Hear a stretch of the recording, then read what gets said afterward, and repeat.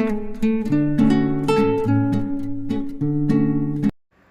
Back to my channel. ఈరోజు 10th class maths AP chapter 3లో 3.1లో థర్డ్ సమ్ సాల్వ్ చేద్దాం. On comparing the ratios a1/a2, b1/b2 and c1/c2, find out whether the following pair of linear equation are consistent or inconsistent. మనకి 2 lines ఇచ్చి 2 equations ఇచ్చి అవి consistent inconsistent అని అడుగుతున్నారు. తెలియాలంటే ఫస్ట్ ఒక బేసిక్ కాన్సెప్ట్ తెలియని ఎక్సైజ్ 3.1 థర్డ్ వన్. ఏదైనా ఒక 2 lines let a1 x plus b1y plus c1 equal to 0. ఇది ఒక line plus a2x plus b2y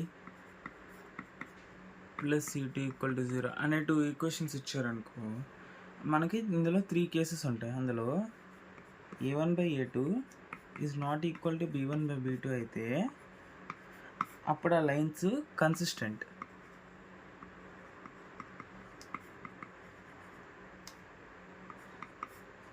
అదే a1/a2 equal to b1/b2 is equal to c1/c2 అయితే అవి కూడా కన్సిస్టెంటే. అదే a1/a2 equal to b1/b2 is not equal to c1/c2 అయితే అప్పుడు అవి ఇన్కన్సిస్టెంట్ అవుతాయి.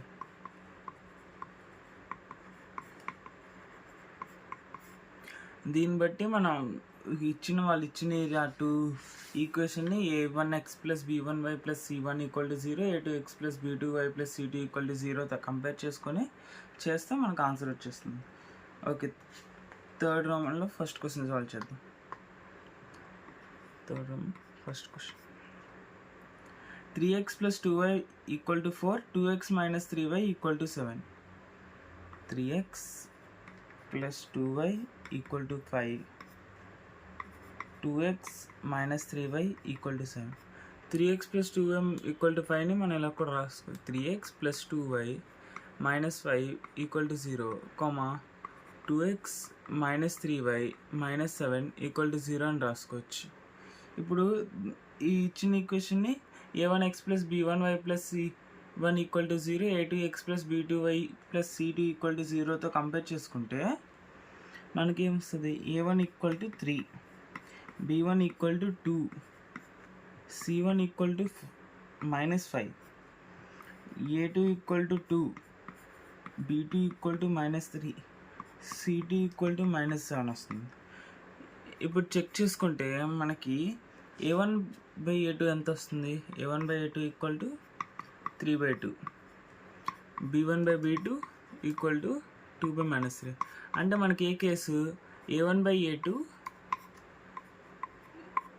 Is not equal to b1/b2 అనే కేసు వస్తుంది మనకి. a1/a2 is not equal to b1/b2 అంటే ఏమవుతుంది? a1/a2 is not equal to b1/b2 అంటే లైన్స్ ఆర్ కన్సిస్టెంట్. ఫస్ట్ క్వశ్చన్లో మనకి లైన్స్ కన్సిస్టెంట్ వచ్చాయి. థర్డ్ రౌండ్ ఫస్ట్ క్వశ్చన్లో సెకండ్ క్వశ్చన్ చూద్దాం. 2x minus 3y equal to 8, 4x minus 6y equal to 9, 2x minus 3y minus 8 equal to 0, 4x minus 6y minus 9 equal to 0 అని రాసుకోవచ్చు. Compare చేసుకుంటే a1 equal to 2, b1 equal to minus 3, c1 equal to minus 8, a2 equal to 4, b2 equal to minus 6, c2 equal to minus 9 వస్తుంది. Check చేస్తే a1/a2 equal to 2/4 అంటే 1/2, b1/b2 equal to minus 3/6, minus minus cancel అయితే 1/2, c1/c2 equal to minus 8/-9 which is equals to 8/9. అంటే a1/a2 is equal to b1/b2 is not equal to c1/c2 అనే case వస్తుంది. Therefore ఆ case ఇంతక చెప్పిన బట్టి a1/a2 equal to b1/b2 is not equal to c1b అంటే the lines are inconsistent.